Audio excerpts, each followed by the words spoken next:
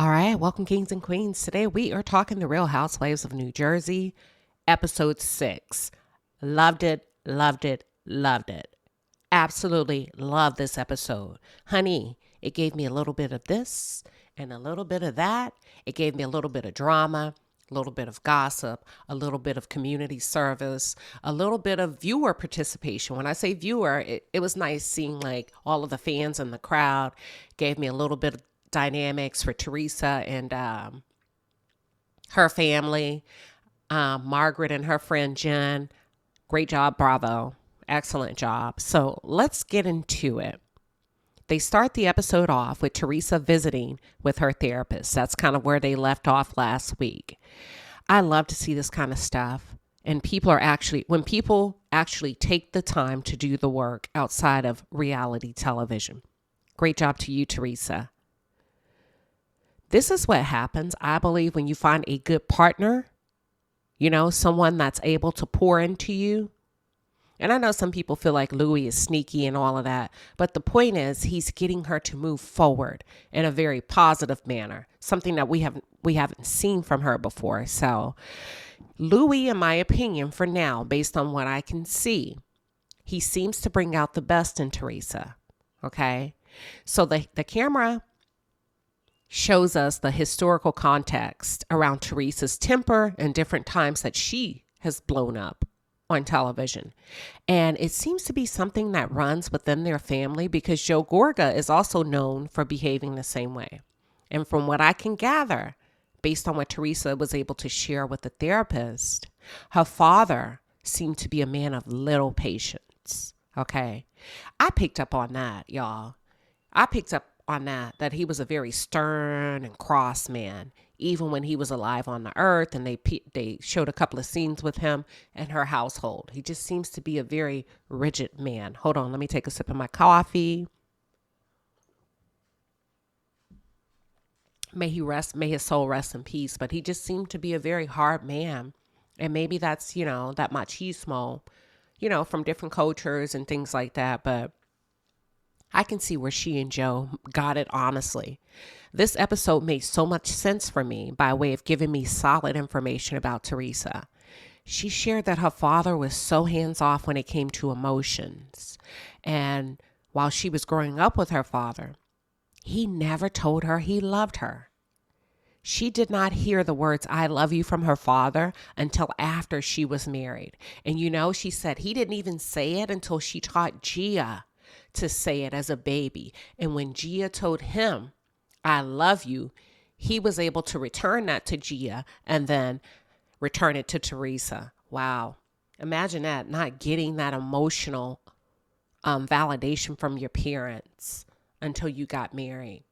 So it's no surprise to me that she would end up with the likes of a Joe Giudice, That's so heartbreaking. That's so heartbreaking that she went unfulfilled for a great portion of her life. When you think about that, her father did not fulfill her as a little girl. So I started to think about a lot, and it took my mind down a rabbit hole.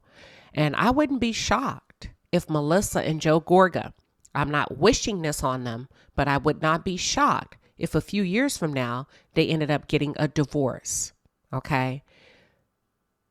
It makes me question if Melissa is really getting what she needs from Joe Gorga in her marriage, because the apple does not fall far from the tree, in my opinion. He just may be, and when I say he, Joe Gorga, just may be a carbon copy of his father, which is probably why Melissa is so mean and ornery. Her love cup isn't being filled. For those of you who are just tuned in, or if you're new to the channel, welcome to the palace. I am Queen Sheba. I cover a variety of hot topics specific to reality television, but most importantly, I hone in on the psychological and the behavioral traits of the Black experience. Now, I started off nice, but it's time to go in. In my opinion, Joe and Melissa are two-faced snakes. They are tearing this family apart. Teresa gave us a lot of data. A lot of data to use as a reference point regarding their family dynamics. I had no idea the things that Joe and Melissa have done. Okay. Now I understand, why Teresa isn't interested in really repairing this relationship. And don't get me wrong, Teresa has had her share of bad behaviors, but I don't think I can pinpoint a time that I've seen Teresa purposely try to divide those kids. And on camera, it appears as if Joe and Melissa want to present themselves as great uncles and aunts, but that's not the reality of it based on what Teresa shared. I feel like Teresa has made an effort to support their children and their children's endeavors, but when it comes to her children, they're completely hands off, and they don't foster the relationship between the cousins. And I'm talking about Joe and Melissa. That's horrible that you did not allow your children to go to Melania's Sweet 16, but Teresa is expected and her children are expected to support your children. That is crazy, and it's very disgusting. And I feel like it's time for Joe and Melissa to go by way of just the well-being of the show. They're just bringing toxicity all the way around the board. They're not growing with the show. They're not growing with Teresa. There's really not a place for them. But anywho, Teresa says that her brother's temper reminds her of her childhood. Her father ruled the house, y'all, with an iron fist, symbolic of the behaviors that her brother displays. And you know what? Thank you, Miss Therapist, for giving Teresa permission to move on. We really appreciate that, because I said in my review of last week's episode, I was going to be listening very carefully to see what this therapist had to say. And she said, you know what? It is what it is, basically. And I appreciate her for giving Teresa an escape. All right, before I shift to Dolores, quick question. Margaret. So Margaret had a scene at her home with her friend Jen. What does Margaret do, y'all? What businesses does she own? I know they featured some before, but I never really had a solid understanding of what she does. She appears to be a socialite, but can y'all help me out in the chat? I like Margaret when she's in her calm mode. When she's calm, I really do like her. I think she's a necessary evil on the show, but I don't want to see her behave that way all the time, but she's necessary. Okay. Also, what does Paul do, Dolores' boyfriend? Because that house of his and that wine bar is everything. Yes, I love his wine bar.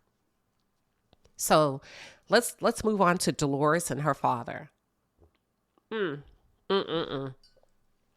Beautiful dynamics between Dolores and her father. They went on a walk, and this walk was so important in my opinion because her father laid it all out there. He laid it on the line regarding Frank. He shared that Frank was completely hands off with Dolores and the relationship. Imagine that. Imagine that. He basically insinuated that, Frank, you were a deadbeat and you mooched off of Dolores. And all of this, and what I mean by all of this currently that you have access to is because Dolores worked her ass off, Frank. Okay.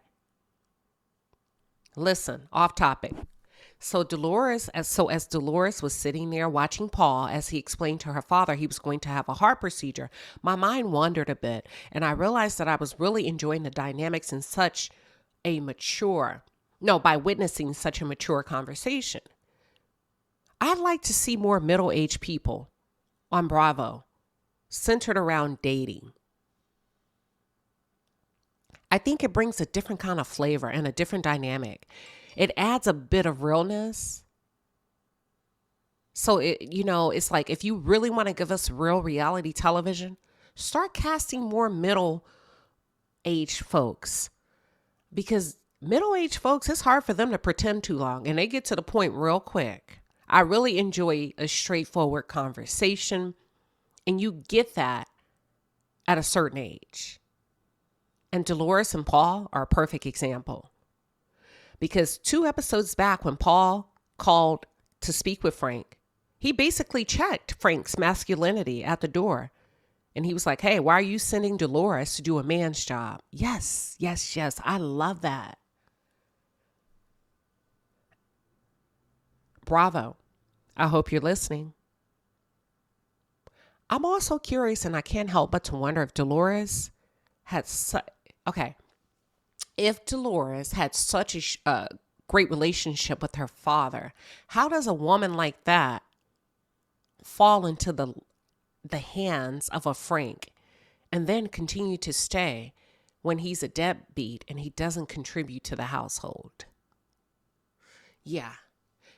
But like, I have a lot of questions. Like, how did that happen? Did the family ever say anything, or is it completely hands off? But anywho, let's shift to Jennifer and Bill. I want to shift to Jennifer and Bill. Listen, Jennifer is a bad girl. And when I say a bad girl, I mean in the most meaningful way. Jennifer can read you down for days, and she read Margaret for filth, okay?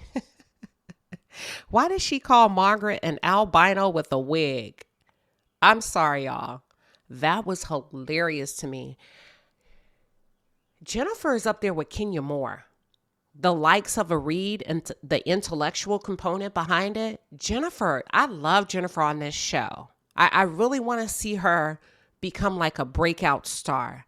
There's a lot of things against her by way of odds, but if she can work and navigate through some of those challenges, I really see her doing well. Now, I have a question. Chat, for those of you who are tuned in. Bill seems a bit sassy to me.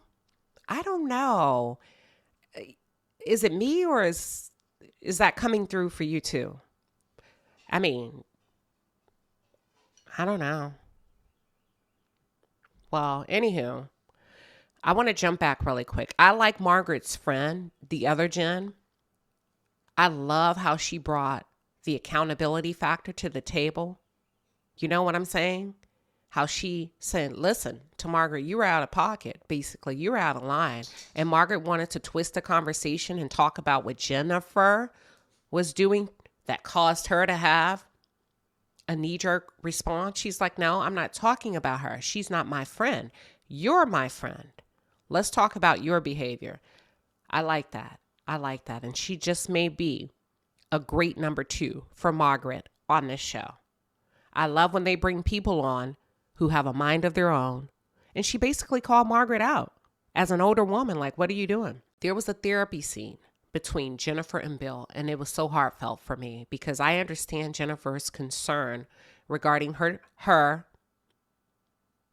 am I trying to say?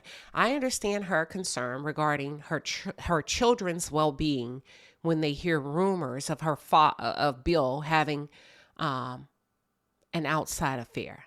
I understand the sensitivity of it all.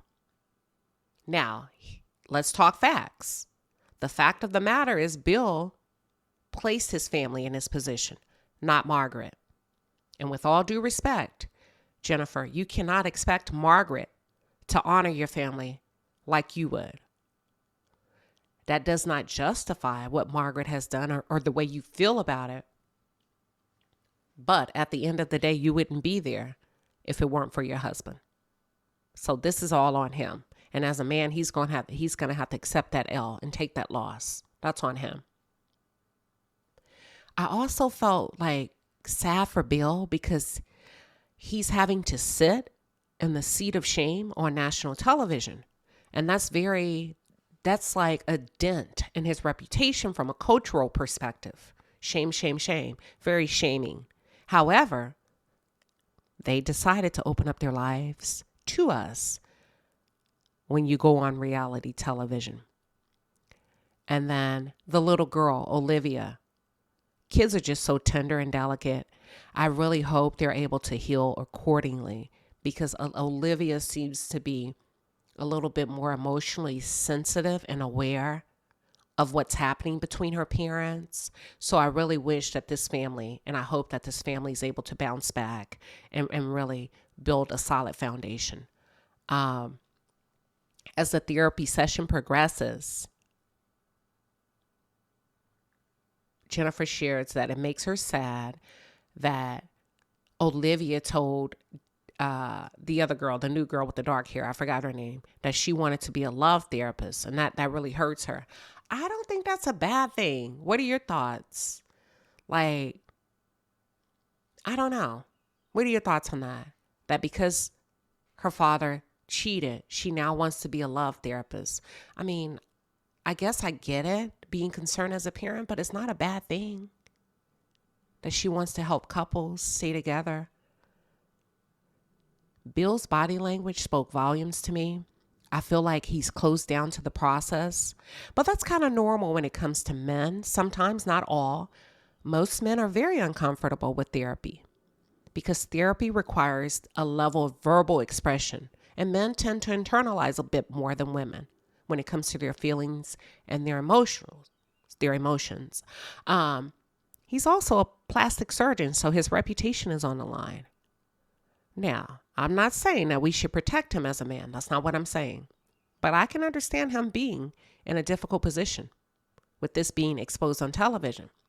But Bill, that's why you got to keep your penis in your pants as a married man.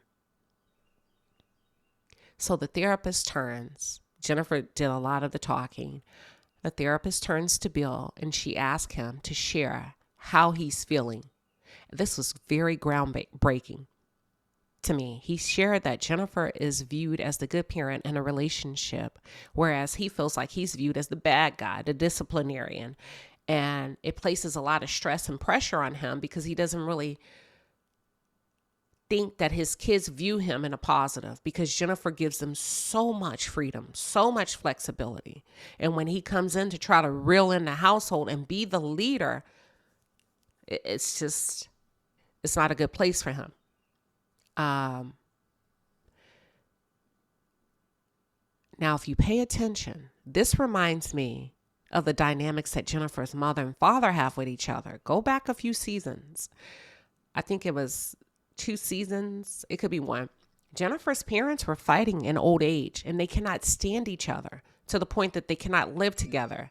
So I really hope that she and Bill are able to reel that in before they find themselves there.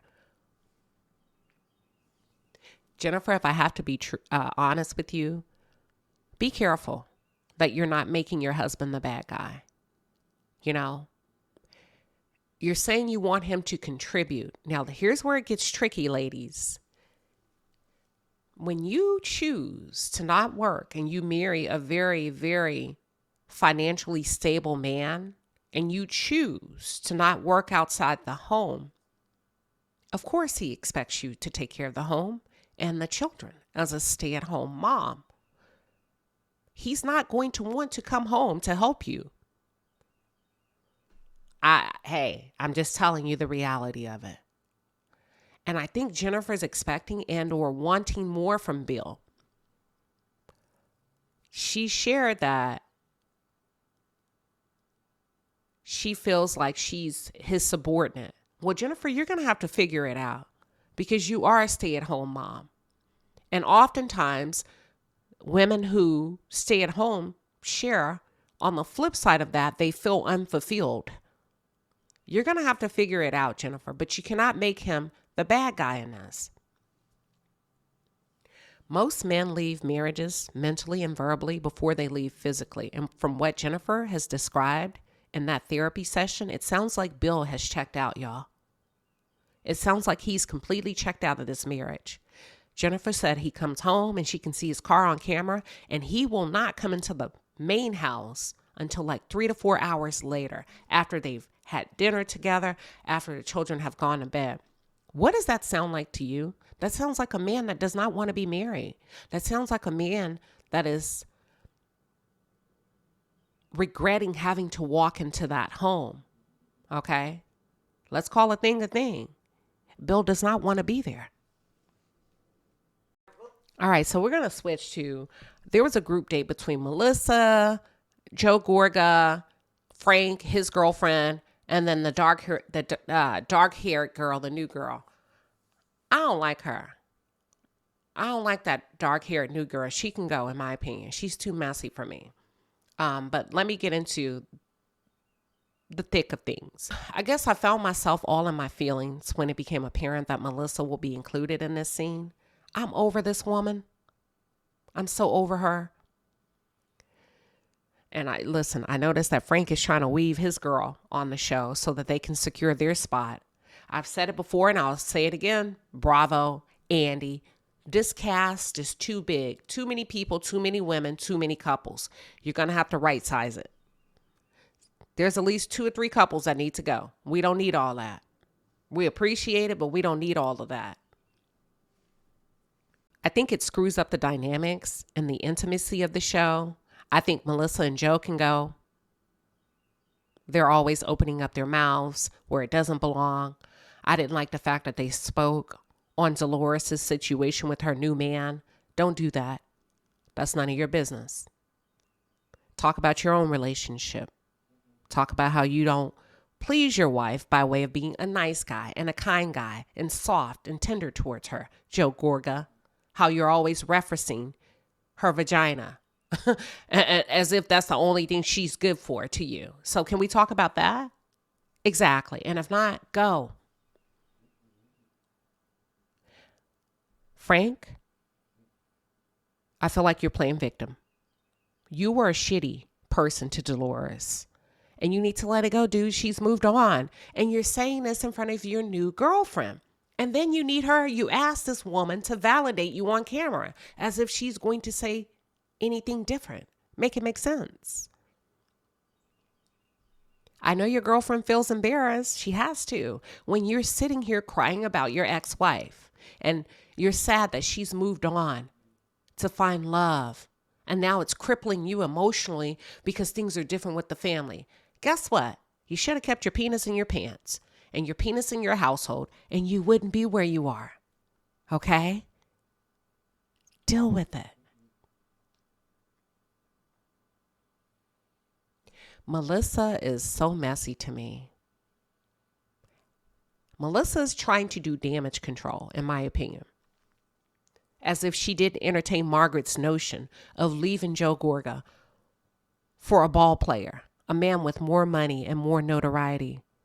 But you're trying to do damage control because you know that we saw that shit on camera.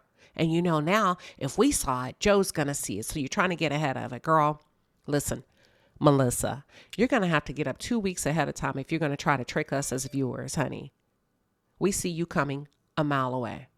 So let's talk about the charity baseball game. My favorite scene throughout this entire episode. So they show Dolores walking down the back hallway, at the stadium. And listen, y'all, Dolores looks good. Dolores looks so good. Body right. Summer body is on point, honey. And I started thinking to myself when I looked at Dolores, I was like, okay, girl. Now you're going to have to get up and get into the gym. No excuses, because if Dolores can do it, so can you. I love how Dolores is showing up this season, how she's bringing more depth to the show. Now, it took her a while because I thought she was as boring as watching paint dry, but she's really stepping up and answering the call. And I really like it. I really do. So Jackie and Evan walks in. Hold on. I'm kind of low-key sad that Jackie is not a full-time housewife. But let me tell you the reason before you have a reaction in the chat. The reason why I'm kind of sad is because I low-key miss seeing Evan on the screen. I have a huge crush on Evan, y'all. I like his swag. Yes, Lord, his swag is so divine. Baby, he is smooth like butter. Evan, holla at your girl in Texas if you're listening. I'm just kidding. Margaret walks in, and of course, same old, gossiping about Jennifer. But I do like Margaret on the show. As I said before, she's a necessary evil, but she's got to find a better way. The blonde girl, Danielle. She's standing there and she's listening to Margaret. And I think it clicked for her in that moment that Margaret is messy as hell and that Margaret is trying to cover her tracks. Danielle said it in her confessional that it's pretty shady for you to advise your friend to leave her husband. Check it out. When Teresa pulled up, the crowd went wild. Yes, I love it because that's what the people are here for, Melissa, not you and Joe. And again, I feel like Joe Gorga is very divisive. I didn't like the fact that he told his child to walk away.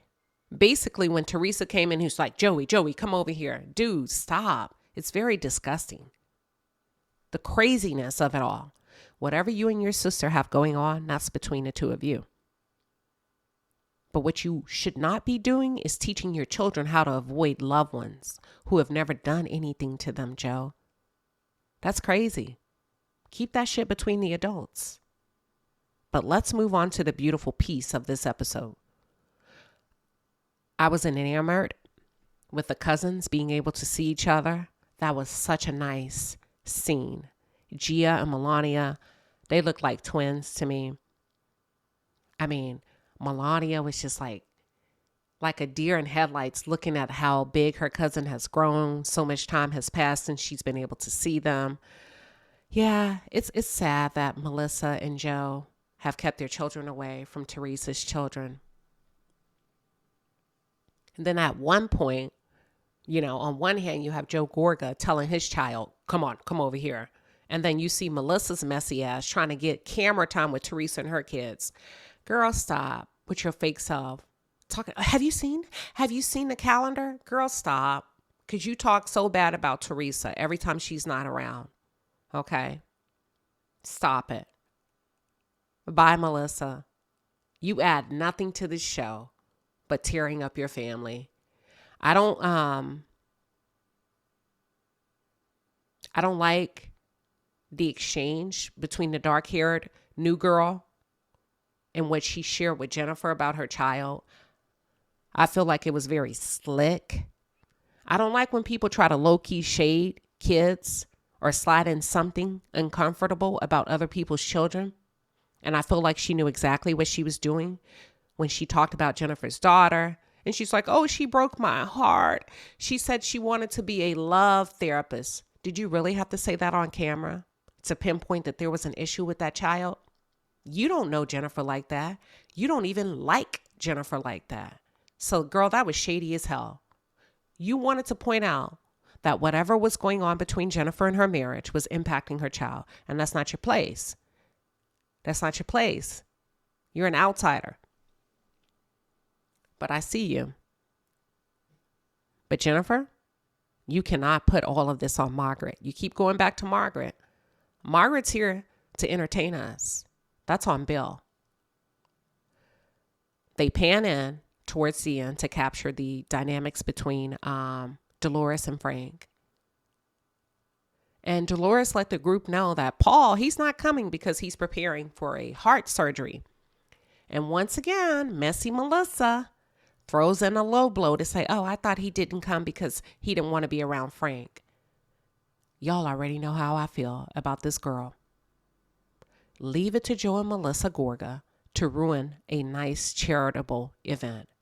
Please stop trying, everyone, to guilt women into staying with a man that have dogged them out and treated them horribly. We're in 2023.